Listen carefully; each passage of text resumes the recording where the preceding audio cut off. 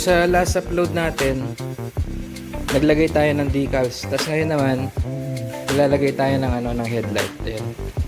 Headlight assembly. So na, tatanggalin ko muna to. Itong butterfly niya. Para malagay natin yung headlight bracket. So yun, tatanggalin ko na muna. Hindi ko na ipapakita kasi alam niyo naman siguro kung paano magtanggal ng mga nandito sa taas. So para masalpak natin yung bracket niya. Kasi doon natin ilalagay yung headlight. So yun. Yun, nilagay na natin yung bracket. Hindi ko na napakita. Kasi mahirap siyang tanggalin. Inangat ko na lang siya ng konti para malagay ko tong bracket. Tapos pinush ko na lang siya ulit. Nilagay ko na siya. Naigpitan ko na yung mga tornilyo niya.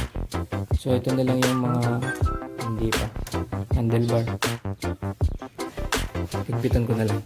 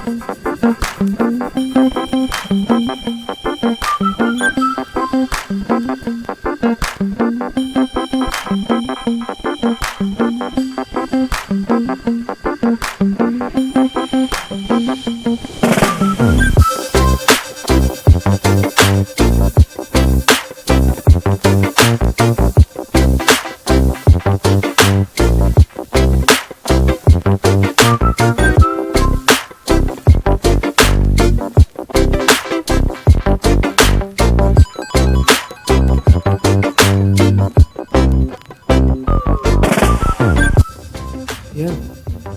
Okay na. Lagay na natin itong headlight niya.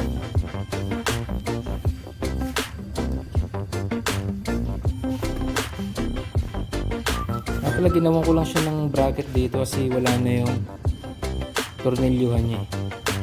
Tapos pang XRM na bracket. Kaya medyo malayo siya.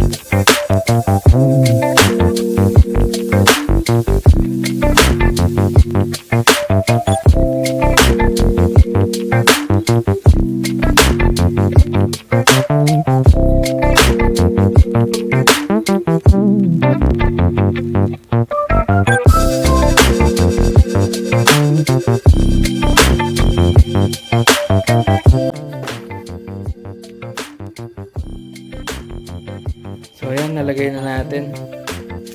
So mapapansin nyo, wala pa siyang dito, yung panel. Kasi di pa ako nakabili, inuna ko lang to. Yung luma niya siguro yung muna yung ilalagay ko next time. Kasi wala dito sa bahay, kaya baka kunin ko na muna yun. Yun muna ilalagay ko. Para hindi siya dito, empty. Pero yan na yung tindig niya. Pag nalagay na yung headlight. So goods naman. Okay naman siya, no?